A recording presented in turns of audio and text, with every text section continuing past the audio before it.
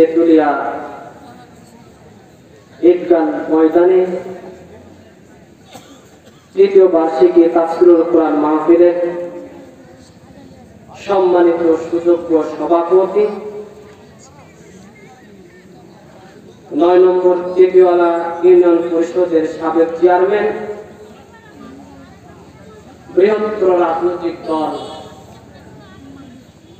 BNP Manda শাখার senior যুগ্ম আহ্বায়ক জনাব AKM নাজমুল হক নাজু ভাই, উপস্থিত আজকের মাহফিলের প্রধান অতিথি 9 নম্বর তেতুলিয়া ইউনিয়ন পরিষদের সম্মানিত চেয়ারম্যান SKM মুখলেসুর রহমান কামরুল ভাই সহ পোস্টারে লিপিবদ্ধ বিশেষ অতিথিবৃন্দ,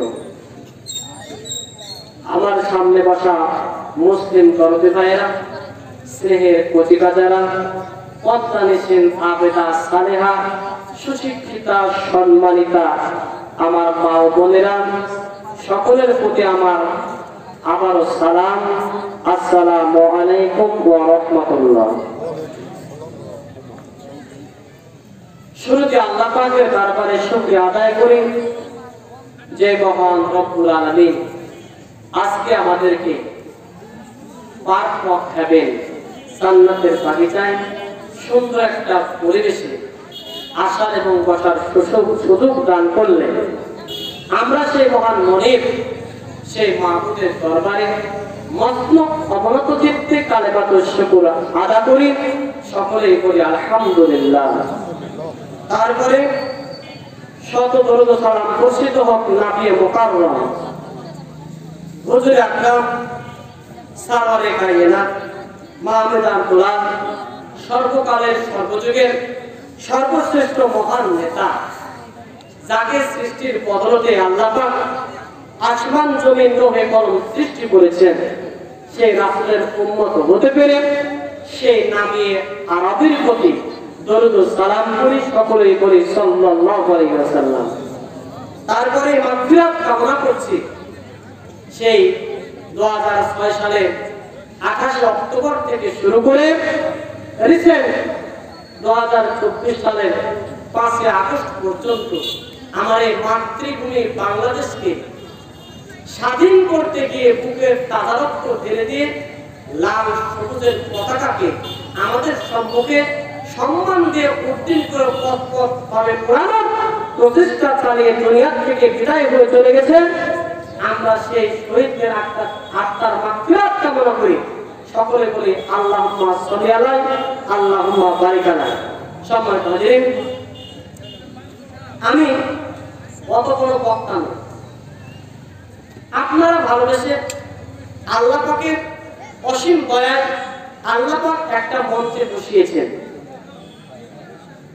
আপনারা একটু আমার জন্য দোয়া করতে পারবেন না?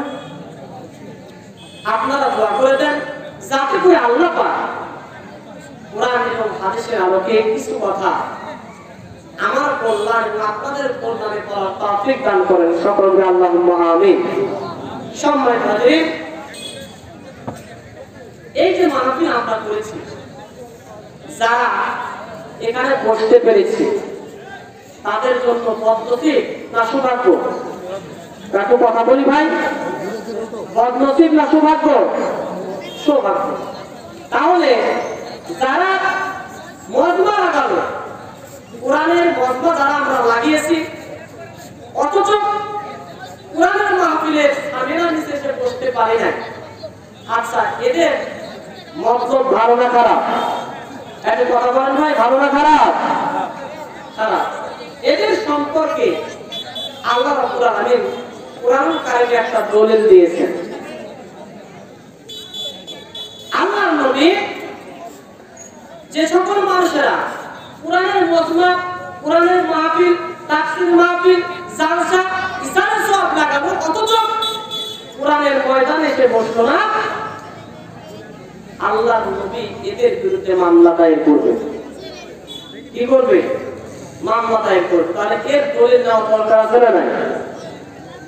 আল্লাহ বলেছেন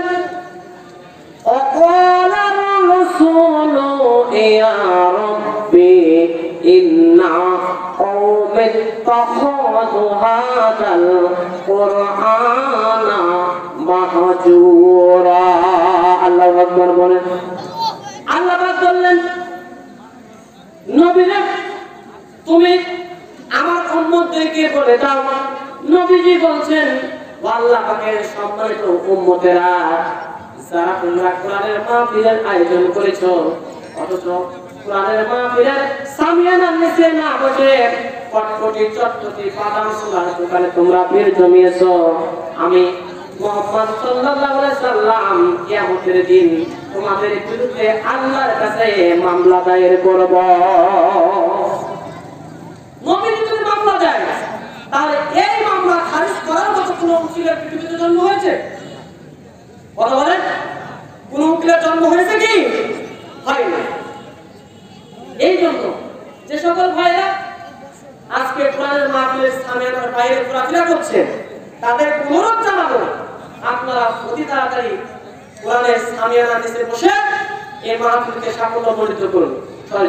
লা ইলাহা জিকিরের তালেটা সবার সামনে আসে। লা ইলাহা ইল্লাল্লাহ, লা ইলাহা জান্নাতের ওরে নূরি, জান্নাতের ওরে নূরি, ওই নামের কাঠে মালা, লা ইলাহা ইল্লাল্লাহ, লা ইলাহা ইল্লাল্লাহ। বলেন কি ব্যাপার, আপনারা কি রোজা আছেন নাকি? হ্যাঁ, লা ইলাহা ইল্লাল্লাহ, লা ইলাহা, লা ইলাহা ইল্লাল্লাহ মুহাম্মাদুর রাসূলুল্লাহ সাল্লাল্লাহু আলাইহি ওয়াসাল্লাম।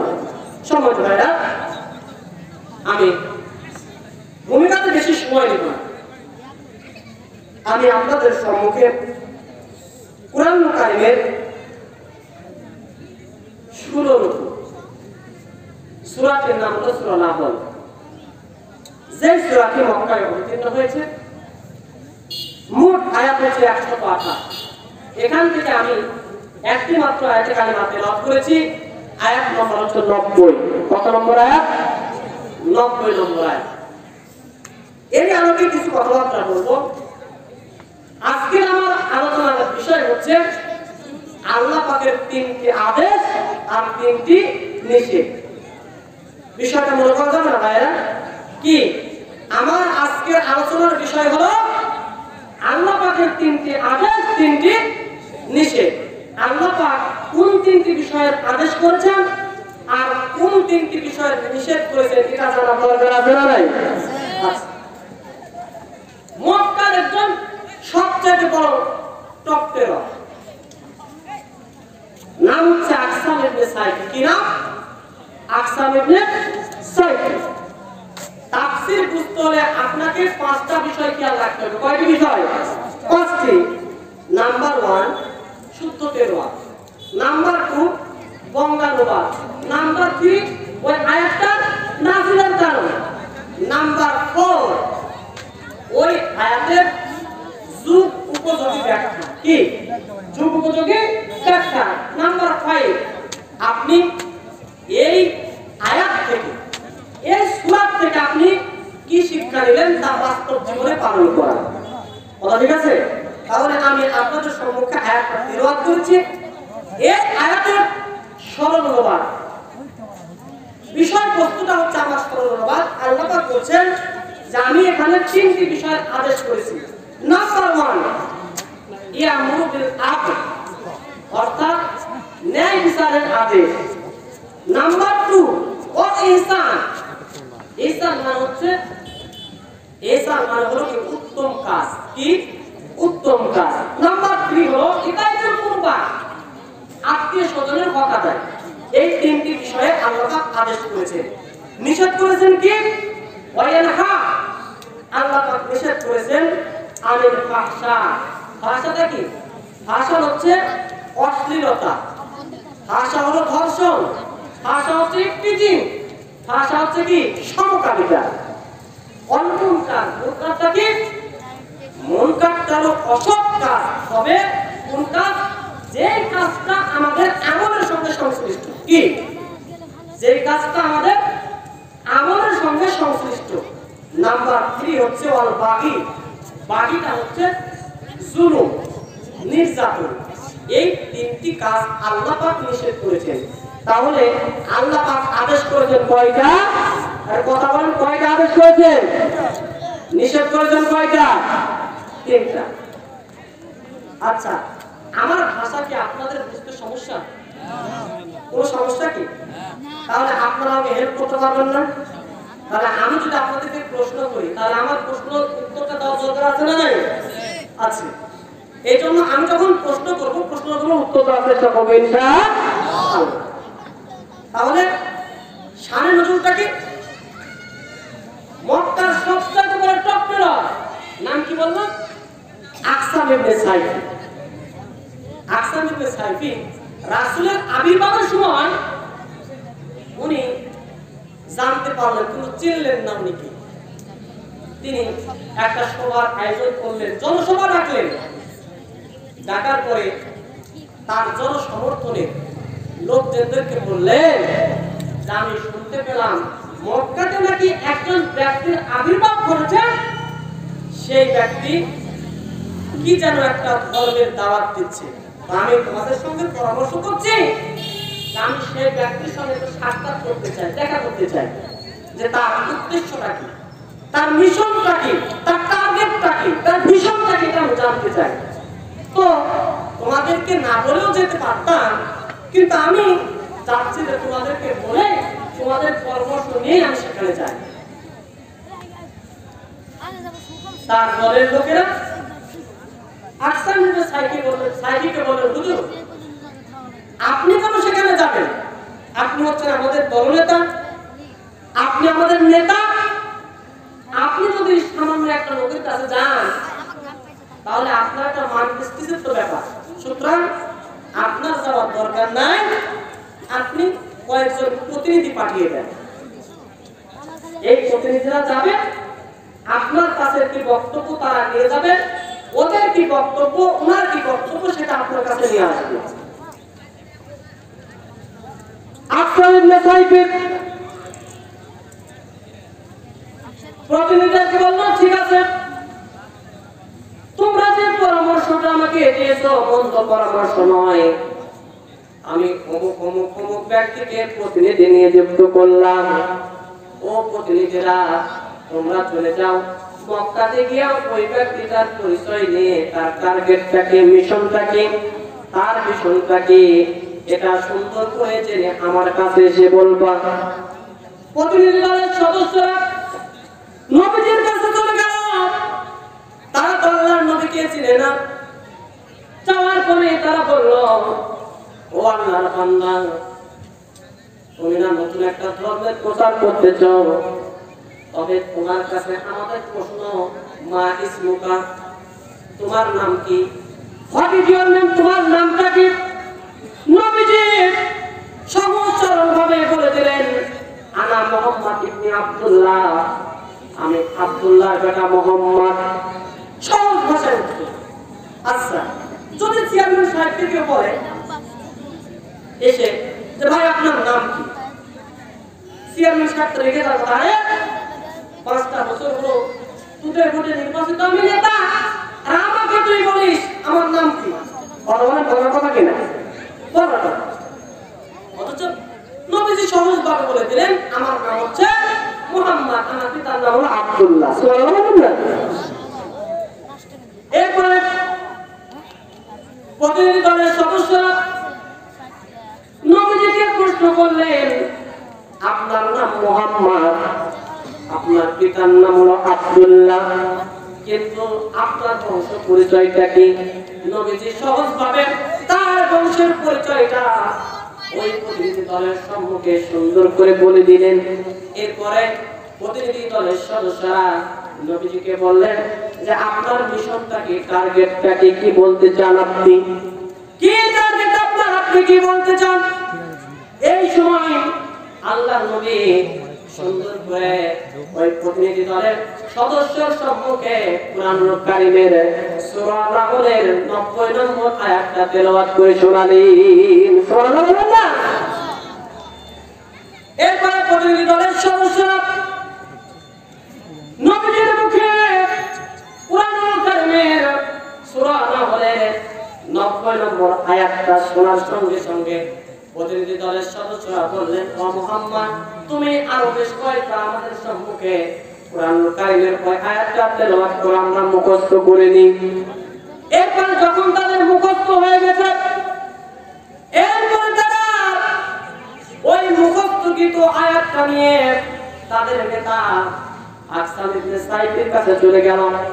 আকসাম ইবনে সাইফ এবার প্রতিনিধি দলের সদস্যদেরকে বললেন, ও প্রতিনিধি দলের সদস্যরা, তোমাদেরকে পাঠিয়েছিলাম একজন ব্যক্তির পরিচয় নেওয়ার জন্য, তার মিশনটাকে, তার টার্গেটটাকে এটা নেওয়ার জন্য পাঠিয়েছিলাম। সুতরাং সেখান থেকে তোমরা কি নিয়ে আসতে আমাকে বলে দাও। এই সময় প্রতিনিধি দলের সদস্যরা আল্লাহ পাকের নাযিলকৃত কুরআনুল কারীমের সূরা নাহলের 90 নম্বর আয়াত যখন তেলাওয়াত করতে যাবেন, এই সময়ে আকসাম ইবনে সাইফ বলে, থামো, তেলাওয়াত করে। তিনি একটা মঞ্চ বানান। মঞ্চ তৈরি করার পরে তার সমস্ত জাতির লোকজনদেরকে ডাকেন।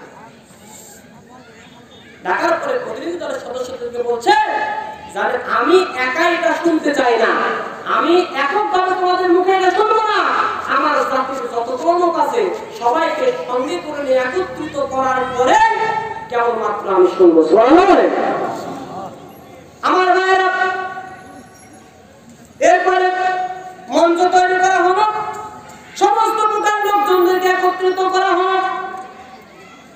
এরপরে আকসাম ইবনে সাইফের পাঠানো ওই প্রতিনিধিদেরকে বললেন, বলে দাও কি তোমরা জেনে এসেছো। এই সময় ওই প্রতিনিধি দলের লোকেরা কুরআনুল কারীমের সূরা নাহলের 90 নম্বর আয়াতটা তেলাওয়াত করে শুনিয়ে দিলেন। আমার ভাইরা, এরপরে ওই প্রতিনিধি দলের সদস্যদেরকে আকসাম ইবনে সাইফ বলল, তোমরা কি মুহাম্মাদের কাছে ঈমান এনেছো? বলল, হুজুর, মহা বিপদে ফেলে দিলেন। ঈমান এনেছি কিনা এই কথা তো বলা যায় না। বলল, নির্ভয় তোমরা বলো, আমি আকসাম ইবনে সাইফ, আমি সহ আমার দলের যতগুলো তোমরা লোক আছো সবাই মিলে আমি ঘোষণা করতেছি, মুহাম্মদ যে আয়াতটা তোমাদের সম্মুখে তেলাওয়াত করেছে, আমি আকসাম ইবনে সাইফ সহ আমরা সবাই ইসলাম ধর্ম গ্রহণ করে নিলাম। সুবহানাল্লাহ। এই সময় আকসাম ইবনে সাইফ সহকারে তার দলের সমস্ত লোকেরা এই আয়াতটা পড়ে ইসলাম ধর্ম গ্রহণ করলেন। সুবহানাল্লাহ বলেন। তাহলে সেই আয়াতটাতে কি আছে এটা শোনার দরকার আছে না নাই? শেষ পর্যন্ত সবাই থাকবেন তো? আমাকে শহীদ করে সেই মিছিলে শামিল করে নিও, আমাকে শহীদ করে সেই মিছিলে শামিল করে নিও। যেই মিছিলের নেতা আমির হামজা, খোবাইব খাব্বাব, আল্লাহর ছিল যারা অতি প্রিয়, শামিল করে নিও। আমাকে শহীদ করে সেই মিছিলে শামিল করে নিও। লিল্লাহি তাকবীর, লিল্লাহি তাকবীর। আল কোরআনের আলো, আল হাদিসের আলো, লিল্লাহি তাকবীর। আমার ভাইরা, তাহলে এখন আমরা জেনে নেই যে কুরআনুল কারীমের আয়াতটা শোনা মাত্র আকসাম ইবনে সাইফ সহকারে তার দলের লোকেরা ইসলাম ধর্ম গ্রহণ করলো, তাহলে সেই আয়াতটার মধ্যে মধ্যে কি আছে এটা জানার দরকার আছে না নাই? তাহলে আমার সঙ্গে সবাই বলেন আউযু বিল্লাহি মিনাশ শাইতানির রাজিম বিসমিল্লাহির রাহমানির রাহিম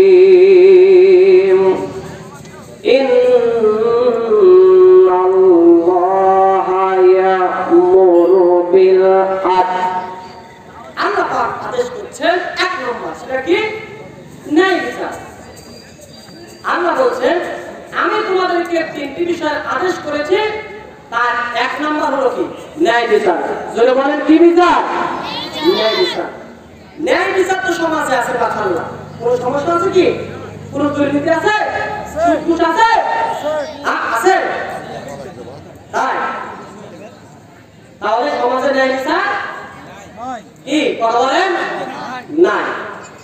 আমাদেরকে আগে ন্যায় বিচার কি সেটা তো বোঝা লাগবে নাকি বলেন?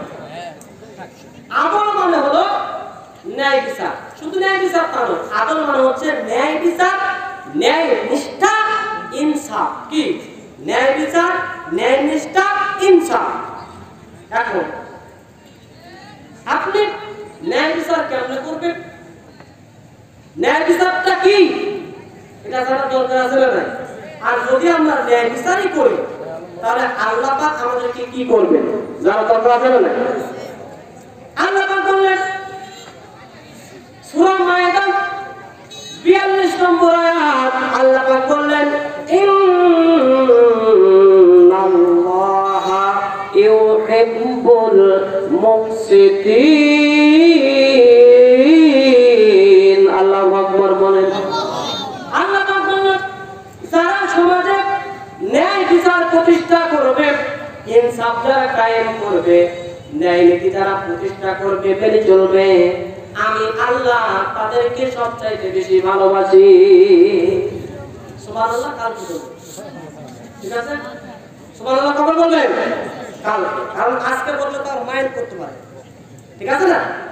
আপনি যদি সুবহানাল্লাহ বলেন তামলাল্লাহু তামলা আলে মা ফিস সামাওয়াতি ওয়াল আরদ, একবার যদি আপনি সুবহানাল্লাহ বলেন তাহলে আসমান এবং জমিনের ফাঁকা জায়গাটা আল্লাহ পাক সওয়াবে পরিপূর্ণ করে দিবেন। আস্তে বলেন সুবহানাল্লাহ। ওখানে এদিকার মানুষরা উল্টা, আস্তে বললে জোরে, আর জোরে বললে ধীরে, নাকি? একটি আওয়াজ কি হতে হবে? এলাকা। এখন এই ন্যায় বিচারটা কেমনে করবেন? কিসের দ্বারা আপনি ন্যায় বিচার প্রতিষ্ঠা করবেন? এই কথাও আল্লাহ পাক কুরআনুল কারীম সূরা নিসা 155 নম্বর আয়াত, কত নম্বর আয়াত? জোরে বলেন। 155 নম্বর আয়াত আল্লাহ পাক বললেন লিতাহকুমা বাইনান নাসি বিমা আরাকাল্লাহ। আল্লাহু আকবার বলেন। আল্লাহ পাক বলেন যদি তোমরা সমাজে যদি ইনসাফ কায়েম করতে চাও, ন্যায় বিচার যদি প্রতিষ্ঠা করতে চাও, তাহলে যে কাজটা করা লাগবে এই কুরআনুল কারীমের বিধান মানা লাগবে। কারণ ঠিক না? আপনাদের কাছে একটা প্রশ্ন। আচ্ছা, আপনারা আমার প্রশ্নগুলো তো বুঝতেছেন নাকি? আলহামদুলিল্লাহ। কলমটা তৈরি করা হয়েছে কেন? এই যে আমার হাতে কলম, সমস্যা আছে চিনতে? কলমটা তৈরি করা হয়েছে লেখার জন্য। একটা কথা বলবো, কি জন্য? লেখার জন্য। এখন আমি যদি কলমটা দিয়ে ভাই থেকে ফুটো দেই, কি হবে? আর হবে না? কোম্পানি কলম বানাইছে চোখে ফুটা মেরে খারাপ করার জন্য। কথা বলবেন ভাই কেন? লেখার জন্য। আমার হাতে কি? মোবাইল। এই মোবাইল দিয়ে কথা হয়, আলো হয় কি না? তাই তো দেখা যায়। আচ্ছা বলেন তো, অ্যাকচুয়ালি কোম্পানি এই মোবাইলটা কেন বানিয়েছে? একটু কথা বলেন। কথা বলার জন্য, ঠিক আছে না? আমরা আগে শুনেছি, আপনারা জানেন কিনা? আমরা শুনেছি যে এই কুরআনুল কারীমের আয়াতটা যদি লাউ গাছ চিনি তো আমরা, যেটা প্যারালাইসিস, ঢোকা না দিলে থাকে না, কদু কদু যেটা বলি কদু না, ঠিক আছে না? বুঝতেছেন তো আমার কথা? আমরা শুনেছি যে লাউ গাছে যদি পোকা লাগে তাহলে কুরআনুল কারীমের আয়াতটা যদি লাউ গাছে লিখে ঝুলিয়ে দেওয়া হয় তাহলে ওই লাউ গাছে পোকা লাগে না। আচ্ছা এখন বলেন তো আল্লাহ পাক কি কুরআনুল কারীম অবতীর্ণ করেছেন লাউ গাছের পোকা তাড়ানোর জন্য? কলম যেমন তৈরি করা হয়েছে লেখার জন্য, চোখে কুতুবের চোখ কানা করার জন্য নয়। মোবাইল যেমন তৈরি করা হয়েছে কথা বলার জন্য, আলো দেখার জন্য নয়। অনুরূপভাবে আল্লাহ পাক কুরআনুল কারীম অবতীর্ণ করেছেন কুরআনের রাজ কায়েম করার জন্য, লাউ গাছের পোকা তাড়ানোর জন্য। এবার ঠিক কি না? তাহলে এই কুরআন দ্বারা ন্যায় বিচার সম্ভব কিনা? এই কুরআন দ্বারা ন্যায় বিচার সমাজে প্রতিষ্ঠিত হোক। নওগাঁবাসী কারা কারা চান দু হাত তুলে আমার আল্লাহকে দেখান। লিল্লাহি তাকবীর, লিল্লাহি তাকবীর। আল কোরআনের আলো সংসদে জালো, লিল্লাহি তাকবীর। আলহামদুলিল্লাহ।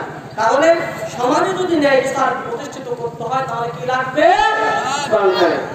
এখন ন্যায় বিচার কেমনে হয়? এমপি সাহেবের মেয়ে আর মন্ত্রীর ছেলে ইটিস পিটিস করে বিয়ে হয়েছে, হয় না? এর কোনো বিচার হয়? কোনো বিচার হয় কি? আর যদি একটা রিক্সাওয়ালার মেয়ে আর এক ঠেলাওয়ালার ছেলে যদি হয় তাহলে কি হয়? ওখানে বিচার হয়। তাহলে এটা কি ন্যায় বিচার হলো? ন্যায় বিচার হলো কি? কেউ বলেছেন লক্ষ টাকা চুরি করে বাবা, লক্ষ টাকা চুরি করে বাবা, কলমের কাছে হয় খালান, পেটের দায়ে লাউ চুরি করে সে কাটাই কারাবাস। কানা কি বিচার করে, ঠিক না? কানা কি বিচার করে, আইন কানুন বুঝে না, হবে সব কানার কারখানা, ঠিক না? তাহলে সমাজে যদি আমরা শান্তি প্রতিষ্ঠিত করতে চাই তাহলে এই কোরআন দ্বারাই কেবলমাত্র শান্তি প্রতিষ্ঠিত করা হয়, ঠিক কিনা? আমার ভাইরা, এই জাতিরা কেন মার খায়? সারাটা বিশ্বে আপনি পরিসংখ্যান করে দেখেন সবচেয়ে বেশি মার খাচ্ছে কারা? মুসলমানরা। কেন? কবি বলেছেন ও জামানা মে মুআজ্জাজ মুসলমান হোকর और तुम कर पाने हो तार के कुरान होकर। কবি সম্রাট আল্লামা ইকবাল বলল সেই সময়ের মানুষেরা কোরআন জানতো, কোরআন বুঝতো, কোরআন দ্বারা ব্যক্তি পরিবার সমাজ রাষ্ট্রটা পরিচালনা করত। সেই জন্য সেই সময়ের মানুষেরা সবচেয়ে বেশি হয়েছিল সম্মানিত। আর বর্তমানে মানুষেরা কোরআন বুঝে না, কোরআন মানে না।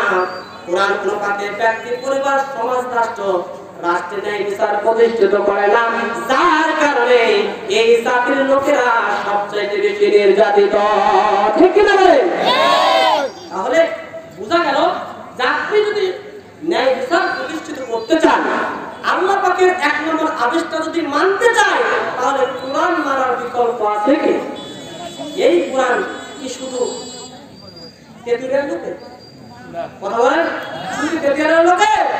এই কোরআন, the holy Quran is the powerful to enough content that is. এই কোরআন সমগ্র বিশ্বের মুসলমান শুধু না সমগ্র জাতির জন্য আল্লাহ পাক এই কোরআনকে শান্তির বাহন হিসেবে প্রতিষ্ঠিত করেছেন, ঠিক কি? আপনি তাওরাত বলেন, জাবুর বলেন, ইনজিল বলেন, old testament, new testament, Gita বলেন, সমস্ত কিতাব আল্লাহ এক, এই কথাই বলা আছে। সুবহানাল্লাহ বলেন। হিন্দু গীতার মধ্যে বলা হলো হোতার বেন্দ্র মহাশনিন্দ্রা অন্নং দষ্টং শ্রেষ্ঠ করণক্রমণ জ ব্রাহ্মণ মহাসমকমাসী বাহুপতন নাকি গৌণ তদস্য পদবর্ষ পদ পদপ্রাচ্যার সম্বল গ্রাম্য মুখ্য মাধবাসী যশ বিষ্ণু তন্ম করি তন্নিদাসত মাধবর্তিকা দোয়া কান্তে ভগবতীতা সাপ্তি সত্তা সুবিতা ভবন্ত জগতের সকল প্রাণী সুখীয় ওম শান্তি ওম শান্তি। ওদের যেমন রামনারায়ণ মোদের মালিক পীর, ওদের দুধ কলার সঙ্গে মিশিয়ে দিয়েছি মোদের ঘি, ঠিক কিনা? তাহলে সর্বোপরি জানা গেল যে আপনি যদি সমাজে ন্যায় বিচার প্রতিষ্ঠিত করতে চান, কোরআনের আইনটা যদি চালু করতে চান, তাহলে হিন্দু, বৌদ্ধ, খ্রিস্টান, সারা, মারা, সকলে ন্যায় বিচার পাবে। সুবহানাল্লাহ। তেতুলিয়ার লোক বড় বড় তাফসীর মাহফিল যেমন তেমন কাহিনীতে যোগ আছে না, এরকম ভাই। সম্রাট জাহাঙ্গীরের শাসনামলে একজন হিন্দু মহিলা সম্রাট জাহাঙ্গীরের কাছে বিচার নিয়ে এসেছে। বলছে, সম্রাট জাহাঙ্গীর, আমার পুত্রবধূ কর্মা সুন্দরী, আমরা হিন্দু মানুষ তো এই জন্য আমাদেরকে কেউ মূল্যায়ন করে না, একদম নরম ভেবে গরম ঝাড়। শুধু গরম ঝাড়া নয়, একজন ইফতিজার রাতে এসে আমার বৌমার সঙ্গে টিজিং করে। তুমি তো মুসলিমদের নেতা, সম্রাট জাহাঙ্গীর, শাসন ক্ষমতা তোমার হাতে, তুমি যদি আমার বৌমার এই ন্যায় বিচারটা যদি না করো,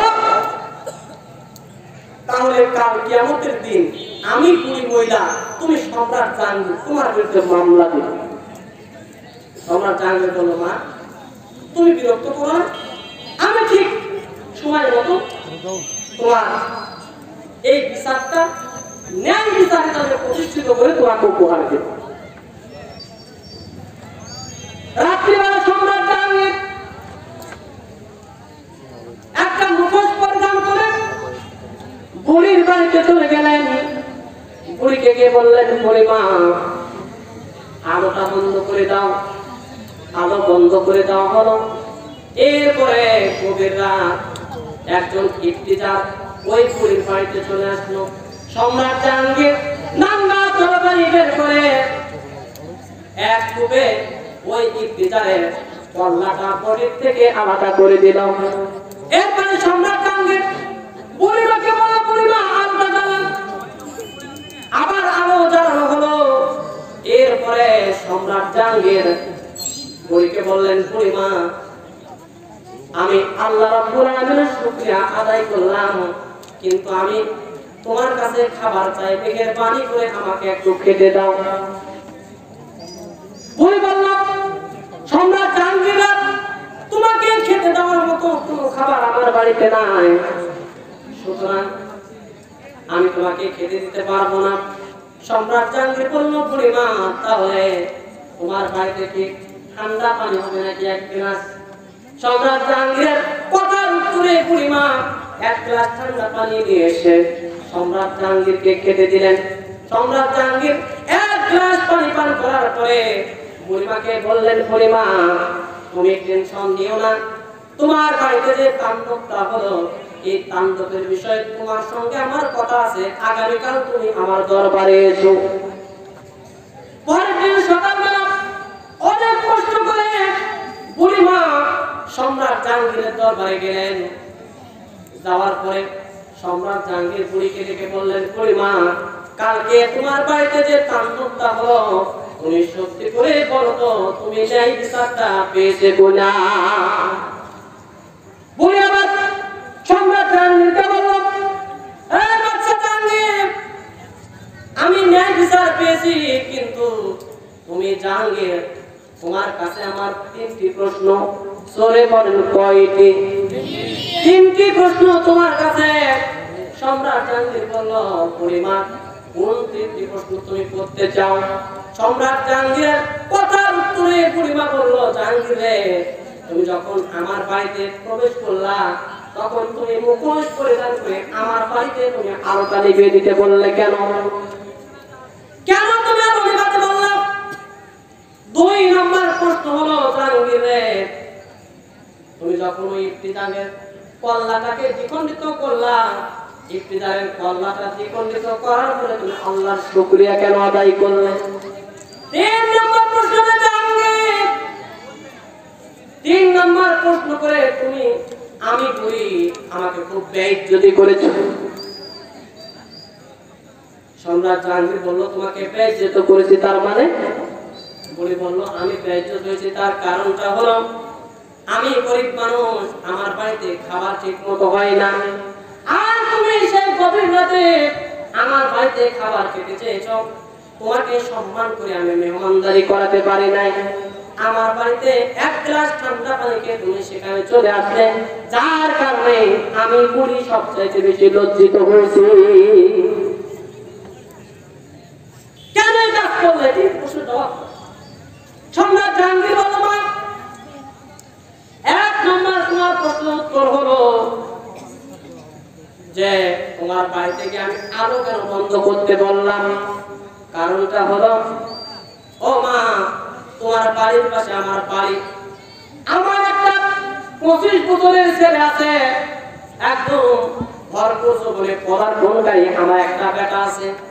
আমি মনে মনে চিন্তা করলাম, হয়তোবা তোমার বৌমা পরমা সুন্দরী, আর এই সুন্দরীর পিছনে আমার বেটাই না জানি লেগেছে, যার কারণে আলো বন্ধ করতে বললাম। এই কারণে আমার বেটাকে দেখার পরে আমার মধ্যে যদি প্রেম জন্মায়, ভালোবাসা জন্মায়, আর যদি আমি তোমার সাথে ন্যায় বিচার করতে না পারি, কিয়ামতের দিন আল্লাহ পাকের আদালতে দাঁড়াতে হবে, যার কারণে তোমাকে আমি আলো বন্ধ করতে বলেছিলাম।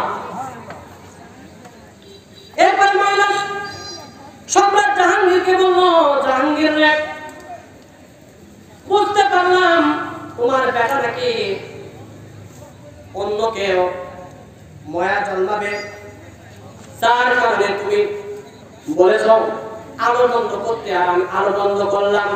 কিন্তু তোমার কাছে 2 নম্বর প্রশ্ন, যে তুমি আমার আলো জ্বালাতে বলে আল্লাহ পাকের কেন শুকরিয়া আদায় করলে?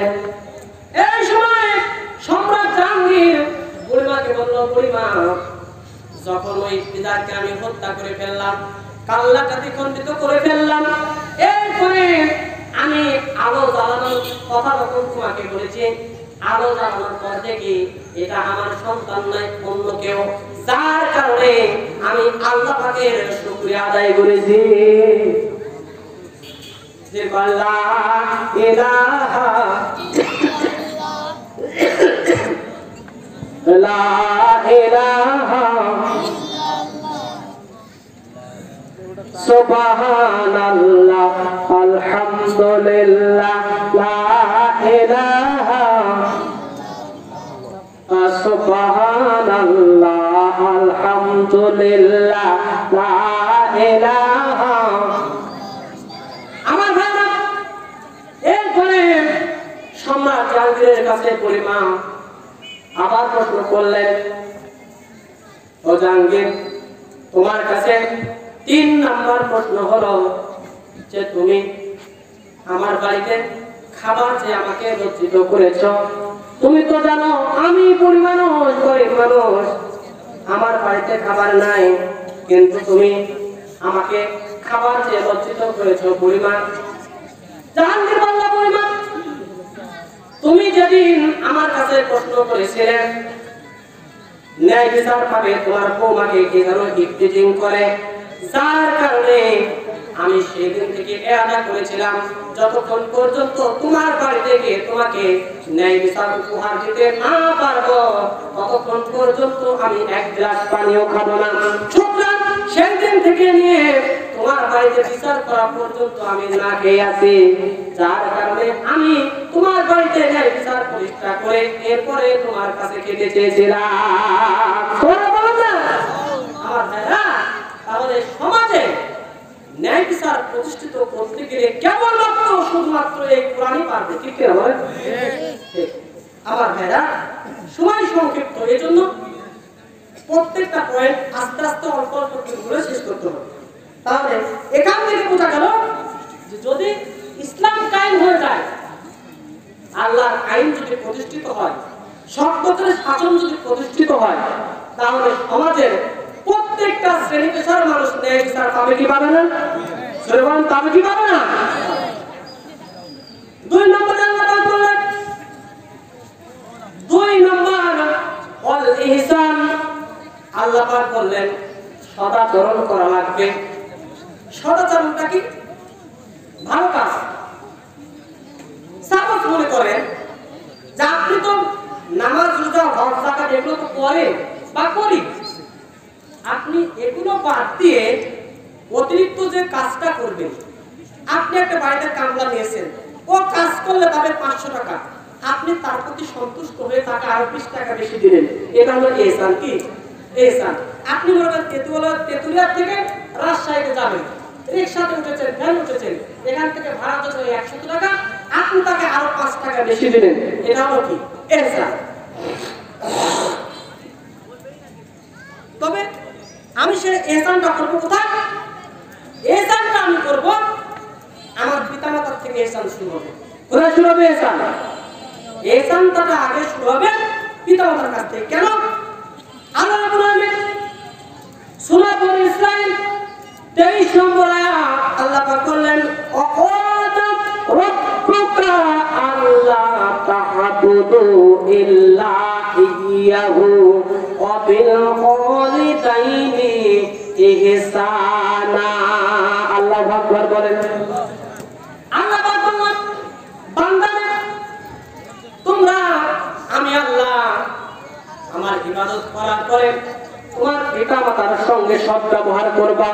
করার কাজ ভগবান কারণা আল্লাহ পাকের, যে আল্লাহ পাকের ইবাদত করার পরে আমাকে কি করা লাগবে? পিতামাতার সঙ্গে ইহসান করতে হবে। আল্লাহ বলেছেন, ওয়াকুল্লাহুমা কাওলান কারীমা, তোমার পিতামাতার সঙ্গে সম্মানজনক আচরণ করবে। চোখ রাঙিয়ে পিতামাতার সঙ্গে কথা বলা যাবে না। আমার ভাইরা, পিতামাতার সঙ্গে ভালো আচরণ করার দরকার আছে না নাই? ওমা জান্নাতুকা ওয়া নারুকা। কুরআনুল কারীমে 3টি জিনিস হলো রহমত। এর মধ্যে 1 নম্বর হলো কুরআনুল কারীম, 2 নম্বর হলো পিতামাতা। যে লা ইলাহা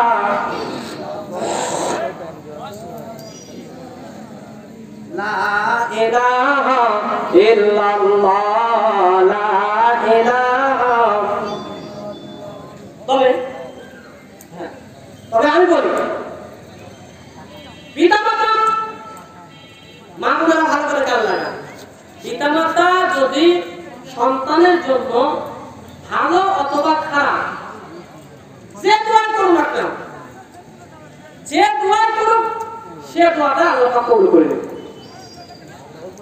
ভালো হোক আর খারাপ হোক। এর জন্য পিতামাতাকে বলবো যে আপনারা সন্তানের প্রতি কখনো কোনোভাবে খারাপ দোয়া করবেন না। বিশ্ববিখ্যাত তাফসীর গ্রন্থ তাফসীরে কাশফ, কি নাম? তাফসীরে কাশফ, যিনার লেখক হলেন আল্লামা জামাখশরী রহমাতুল্লাহ আলাইহি। তো আল্লামা জামাখশরী রহমাতুল্লাহ আলাইহি ছোট মানুষ, পাখির বাচ্চা নিয়ে খেলতেছেন। কি করছেন? পাখির বাচ্চা নিয়ে খেলতেছেন। হঠাৎ করে মনের অজান্তে জামাখশরীর হাতের আঘাতে পাখির বাচ্চার পা ভেঙে গেছে। এই পাখির বাচ্চাটা ট্যাঁ করে কাঁদতে কাঁদতে জানালা থেকে বসেছে। জামাখশরীর মা যখন দেখলো যে পাখির বাচ্চাটার পা ভাঙা, সঙ্গে সঙ্গে দোয়া উত্তোলন করে আল্লাহর কাছে দোয়া করলেন, আল্লাহ, যেই মানুষটা এই পাখির বাচ্চাটার পা ভাঙলো, আমি দোয়া করি আল্লাহ তুমিও তার পা ভেঙে দাও। পাশে ছিলেন আল্লামা জামাখশরী রহমাতুল্লাহ আলাইহি। আল্লামা জামাখশরী রহমাতুল্লাহ আলাইহি তার মাকে বললেন, মা, আমি জামাখশরী পাখির বাচ্চাটাকে নিয়ে খেলতেছিলাম, আমার মনের অজান্তে আমার একটা হাতের আঘাত থেকে পাখির বাচ্চাটার পা ভেঙে গেছে। ও মা, তুমি যে দোয়াটা করলে এই দোয়াটা আল্লাহ পাকের কাছ থেকে ফিরিয়ে নাও। আমি তোমার কলিজার টুকরা সন্তান জামাখশরীর আঘাতে এই পাখির বাচ্চার পাটা ভেঙে গেছে। জামাখশরীর মা সঙ্গে সঙ্গে আবার আল্লাহর কাছে দোয়া উত্তোলন করলেন, বললেন, রব্বুল আলামিন, আমার ছোট বাচ্চা জামা শরীর পড়তে পারে নাই, মনের অজান্তে তার হাতের আঘাত থেকে ছোট্ট বাচ্চাটার হাতের আঘাতে পাখির বাচ্চাটার পা ভেঙে গেছে। রব্বুল আলামিন মেঘের পানি করে আমার পূর্বের দোয়াটা কবুল করো না, আমার পরের দোয়াটা তুমি কবুল করে নাও। সঙ্গে সঙ্গে উপর থেকে একটা আওয়াজ চলে আসলো, ও আমার শরীর মারে, তোমার প্রথমে তুমি যে দোয়াটা করেছো আল্লাহ পাক তোমার প্রথম দোয়াটাই কবুল আর মঞ্জুর করে নিয়েছে। সেদিন থেকে হযরত জামাল শরীরে পায়ে এমন একটা রোগ হলো, কিয়ামত পর্যন্ত ওই রোগটা আর কোনোদিন ভালো হয় নাই। এর জন্য পিতামাতাকে অনুরোধ করবো, মায়েরা কখনো সন্তানের জন্য বরদোয়া করবেন না। আজে লা ইলাহা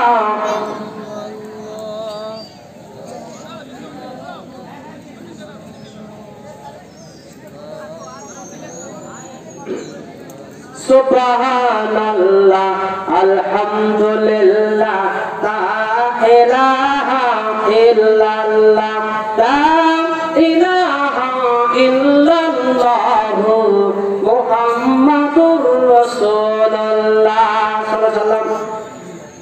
তবে বিষয়টা হচ্ছে যে কিছু কিছু কুলাঙ্গার সন্তান আছে না, কিছু কিছু কুলাঙ্গার সন্তানও আছে যাদের আচরণে পিতামাতাকে বদদোয়া করা লাগে না।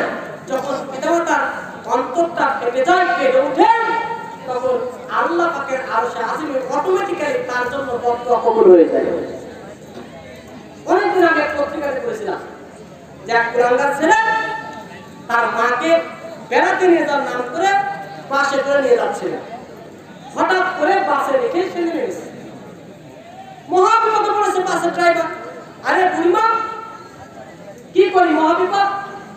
পাশে ছিল একটা বৃদ্ধাশ্রম, এই বৃদ্ধাশ্রমে বুড়িমাকে রেখে দিয়েছে।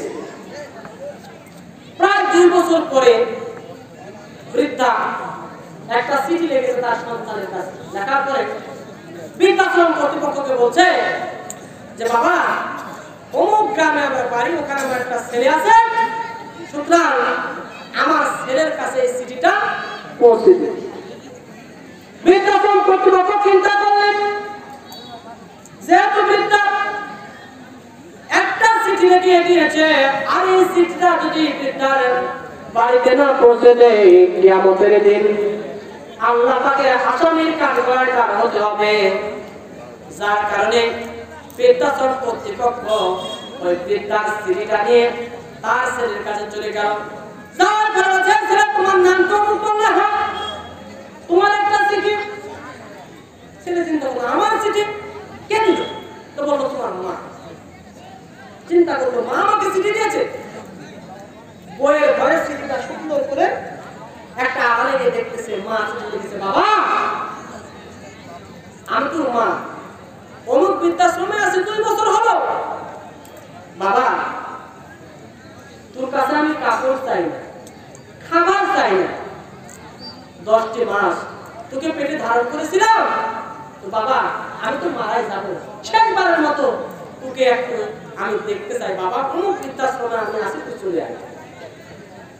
এবার যুবকটা চিন্তা করলেন, মা যখন আমাকে দেখতে চাইছে, কিছু চাই না, সুতরাং মার সঙ্গে আমাকে দেখা করতেই হবে। এইবার ওই যুবকটা বৃদ্ধাশ্রমে গেল, গিয়ে দেখে আজ থেকে 2 বছর পূর্বে তার মার শরীরে যেই কাপড়টা ছিল, আজ মার শরীরে সেই কাপড়টাই আছে। চৈত্র বৈশাখ মাসে চলছিল খরা, আকাশ থেকে উত্তপ্ত খরা। আর এই খরাতে তার মায়ের মাথার উপর একটা ফ্যান নাই, রোদের তাপে শরীরটা কেমে তার মা শরীর থেকে দুর্গন্ধ বের হচ্ছে। সুন্দর করে নাকটা চেপে ধরে মার কাছে গিয়েছে, বললে মা তোমার পরনে আজ থেকে 2 বছর পূর্বে যে শাড়িটা দেখেছিলাম, আজকেও সেই শাড়িটা তোমার শরীরে আছে। ও মা, তোমাকে এই চৈত্র বৈশাখ মাসের খরা, তোমাকে কি গরম লাগে না? মা বলতো বাবারে যদি তোর এতই দয়া হয় তাহলে তুই কি এই বৃদ্ধাশ্রমে ফ্যান দিবি? একটা ফ্যানে বৃদ্ধাশ্রমে দেব। ছেলে বলল মা তুমি যখন ফ্যান চেয়েছো একটা কেন 10টা ফ্যান প্রয়োজনে আমি এই বৃদ্ধাশ্রমে দিয়ে দেব। মা বলল বাবারে আমি তো তোর কাছে 10টা ফ্যান চাই না, আমি চেয়েছি একটা ফ্যান। এবার যুবক বলল মা একটা ফ্যান তুমি কি করবা? এবার ওই বৃদ্ধা বলল বাবারে এই একটা ফ্যান আমি তোর জন্য রাখতে চাই। ছেলে বলল আমার জন্য মানে? মা বলল বাবারে তুই আমার 50 টুকরা 32টি নারী শ্রাদ্ধন 10টা মাস তোকে আমি পেটে করে বহন করেছি, এই পৃথিবীতে তোর কষ্ট আমি চাই না। ও বাবা এমন একটা দিন চলে আসবে তোর ছেলে মেয়েরা তোকে দেখতে পাবে না, ভালোবাসবে না, তোকে এই বৃদ্ধাশ্রমে রেখে দিবে, ফ্যান পাবি না, কষ্ট হবে তোর। আমি মা তোর কষ্ট সহ্য করতে পারবো না, যার কারণে আমি বেঁচে থাকতে এই বৃদ্ধাশ্রমে তোর জন্য একটা ফ্যানের ব্যবস্থা করতে চাই। ছেলে একদম চুপসে গেল, বলতো মা বুঝতে পেরেছি তোমার ব্যথা, ও মা বুঝতে পেরেছি ভুল হয়েছে, মেহেরবানি করে আমাকে ক্ষমা করে দাও। আমার ভাইরা যদি আমাদের মধ্যে কোনো ভাই পিতামাতার সঙ্গে এরকম কোন আচরণ করে থাকে আজকে তওবা করেন, পিতামাতাকে হাত ধরে ক্ষমা করে মা বাবা ভুল হয়েছে আর ভুল করবো না, তোমার কাছে মাপ চাই, মা মাফ করে দাও। বলেন তো মা মাফ করে দিবে কিনা? বলেন দিবে কিনা? দিবে। আমার ভাইরা এর জন্য আমাদেরকে এই ইহসানটা শুরু করতে হবে পিতামাতার কাছ থেকে। কার কাছ থেকে? পিতামাতার কাছ থেকে। এরপরে 3 নম্বর আমাদের আল্লাহ পাক বলেন ওয়াইদাইল কুরবান, আত্মীয়-স্বজনের হক আদায় করতে হবে। আত্মীয়-স্বজনের হক সংক্ষিপ্তভাবে শুনেন, আত্মীয়-স্বজনের হক আদায় হলো তাদের খোঁজ খবর নিতে হবে, তাদের প্রাপ্য সম্পদ তাদেরকে বুঝে দিতে হবে। এমনও মানুষ এখানে বসে আছেন মেয়েকে ফাঁকি দিয়ে সব জমি ছেলেকে রেখে দিয়ে মক্কাতে হজ করে আজকে এরকম হতে পারে যে হয়তো বা আজকের মাহফিলের প্রধান অতিথি হয়েছে, হতে পারে না? আমার এমন লোক আছে বোনের হকটা বুঝে দেয় না, মেয়ের হক বুঝে দেয় না, ফুপুর হক বুঝে দেয় না। আপনি যদি এগুলো হক মেরে খান তাহলে আপনি যত বড় হাজী হন, যত বড় মুরব্বী হন, যত বড় বক্তা হন, যত বড় টুপিওয়ালা হন, মা তুকবিলা মিনকুম, আপনার কোনো ইবাদত আল্লাহ পাক কবুল করবে না। আমার ভাইরা সংক্ষিপ্ত কথা বলে এরপরে আল্লাহ পাক আরো 3টি নিষেধ করেছেন। এর মধ্যে 1 নম্বর নিষেধ হলো ফাহশা। ফাহশাটা কি? ফাহশা হচ্ছে অশ্লীলতা, সমকামিতা, ইফতিজিং। এগুলো সমাজে আছে না নাই? আমাদের দেশে ইফতিজিং নাই আছে? আছে। আচ্ছা বলেন তো আল্লাহ পাক বললো ফাহশা অশ্লীলতা বন্ধ করো, আর আমরা কি করি? অশ্লীলতা চালু করি। বিয়ে বাড়িতে আপনারা যদি ভয় কিনা জানেন, আমাদের ওদিকে বিয়ে বাড়ি 7 দিন আগে থেকে ঢোল বাজে, বড় বড় দেখ চাকুম টুকুম নজরাবে কুমকুম, চলে কি চলে না? হ্যাঁ চলে না, কথা বলেন না, তাফসীরে তো চলে। ও চলে না, মাশাআল্লাহ খুব ভালো আপনারা, কিন্তু আমাদের ওদিকে চলে ইফতিজিং। ইফতিজিংটা কি? ইফতিজিং উত্তক্ত করা আমরা সবাই জানি। আচ্ছা বলেন তো ইফতিজিং বন্ধের বিষয়ে সরকার প্রশাসন যতগুলো উদ্যোগ নিয়েছে, ইফতিজিং কি বন্ধ হয়েছে? বন্ধ হয়েছে কি? 2011 সাল 11 জানুয়ারি আমি জাকিরের বসরা লাগে আর্মিদের একটা কনফারেন্সে বললেন যদি সমাজ থেকে ইফতিজিং বন্ধ করতে চান তাহলে মেয়েদেরকে খোলামেলা চলতে দেওয়া লাগবে। কেন? যদি মেয়েদেরকে খোলামেলা চলতে দেওয়া হয়, মেয়েরা খোলামেলা চলতে চলতে যুবকরা এটা দেখে অতিষ্ঠ হয়ে যাবে, ইফতিজিং এমনিতেই বন্ধ হবে। নাউজুবিল্লাহ। ইফতিজিং বন্ধ হবে কি সম্ভব? ইফতিজিং বন্ধ করতে কি লাগবে? কি লাগবে? আল্লাহর বিধান কোরআনুল কারীম লাগবে। আমার ভাইরা, এই কোরআনুল কারীমের আইন যদি সমাজে, রাষ্ট্রে, রান্নাঘর থেকে পার্লামেন্ট পর্যন্ত যদি কোরআন আইন চালু হয়ে যায়, তাহলে ইফতিজিং বন্ধের জন্য কোনো আইন করা লাগবে। যদি কোনো ইফতিজার আমাদের সমাজে ধরা পড়ে, আর যদি বাইতুল মোকাররমের সম্মুখে যদি তাকে কোরআনের আইন দ্বারা ইফতিজিংকে ধরা পড়লে, জানাতে ধরা পড়লে যদি সংগোচর করা হয়, আর যদি এটা সমস্ত প্রকার মিডিয়াতে যদি পাবলিশ করা হয়, বলেন তো ইফতিজিং তো দূরের কথা, সমস্ত যুবকের স্বপ্নদোষ পর্যন্ত বন্ধ হয়ে যাবে। আমার ভাইরা এখন বলবেন হুজুর এল্লা ওয়াজ কেন করছেন, তাই না? এল্লা ওয়াজ করার দরকার আছে? নামাজ পড়তে, রোজা করতে, হজ করতে, যাকাত দিতে হবে, এল্লা ওয়াজ করেন। একটা দৃষ্টান্ত মনে করুন, এক খেপা বুঝেন তো আপনারা? খেপা বুঝেন না? হ্যাঁ হ্যাঁ হ্যাঁ, আমি 10টা পার করবো না ইনশাআল্লাহ। আমি ওই বক্তাই নয় যে আমি মাইকা ছাড়া কেউ থাকবে না। আপনি 10টা বলতেন, 10টা শেষ করবেন। আমার ভাইরা, এক খেপা বলছে, খেপার ভাবি আছে, খেপা মানে পাগল, পাগলের ভাবি পাগল দেবে তোর বলে বিহা, আমার বিহা, হ্যাঁ তোর বিহা কিছু হিসাব টিকাগুলো শিখে না, কি হিসাব ভাবি বলছে, হিসাবগুলো শিখ, 5 5 10, 10 10 20, মুখস্থ করে যে পাগল, 5 5 10, 10 10 20। মেয়ে পক্ষ দেখতে এসেছে পাগলকে বিয়ে হবে, চেয়ার টেবিলে বসাইছে, বসাই না? ছেলে মেয়ে দেখতে আসে, বসাই কি বসাই না? বসাইছে। এখন পাগলকে প্রশ্ন করছে মেয়ের বাপ, বাবা তোমার নাম? তো বলছে আমার নাম রহমতুল্লাহ। তো বাপের নাম বলে বরকতুল্লাহ। বলতো বাবা রে ভালো তো, ছেলে তো ভালো। সাইড থেকে ছেলের যেটা হবু মামা শ্বশুর বলছে, বাবা বলো তো 20 টাকা কেজি যদি ধান হয়, তাহলে 10 কেজি ধানের দাম কত? হিসাব ঠিক আছে না? 20 টাকা কেজি ধান, 10 কেজি ধানের দাম কত? পাগল মাথা নিচু করে আছে, কোনো কথা বলে সাইড থেকে আর ভাই বলছে বল, বলছে এর লাগে না দুধছেন 5 5 10, 10 10 20 এর না ধরেন।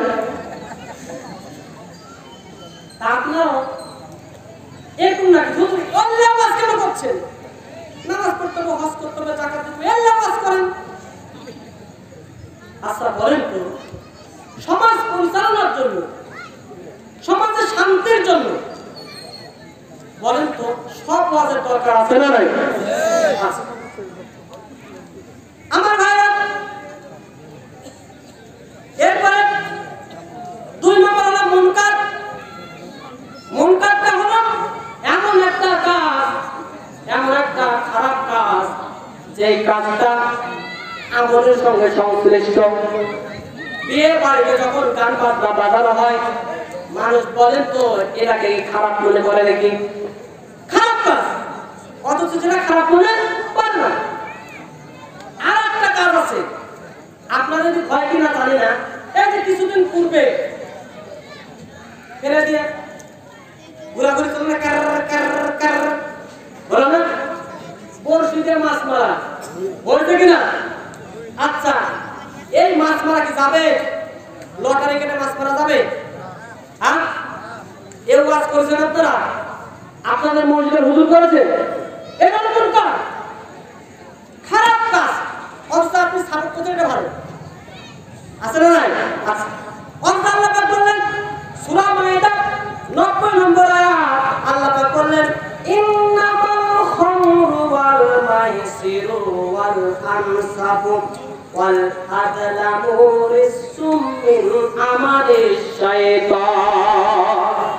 আল্লাহ পাক বললেন নিশ্চয় মদ, জুয়া, লটারি, প্রতিমাদ এগুলো সব শয়তানের কাজ, সুতরাং এই কাজগুলো করা যাবে না। অথচ মানুষ সূরা মাইদার 90 নম্বর আয়াতটা ওভারটেক করে মনে করে যে এটাও ভালো কাজ, বলেন ঠিক কিনা? আমার ভাইরা, সর্বশেষ যেটা আল-বাগী, বাড়িটা হলো জুলুম। এই জুলুমটা আমাদের সমাজে আছে না নাই? আছে। অন্যায় ভাবে কোরআনের তাফসীরের জন্য আল্লামা সাঈদী, যার তাফসীর শুনে আমরা বক্তা হয়েছি, সেই তাফসীরকে, সেই বক্তাকে 13টি বছর অন্যায় ভাবে জুলুম করে জেলখানাতে রাখা হয়েছে, বলেন ঠিক কিনা? শুধু কি তাই, জেলখানাতে তার শরীরে পয়জন প্রয়োগ করে এই দুনিয়া থেকে বিদায় করা হয়েছে, বলেন ঠিক কিনা?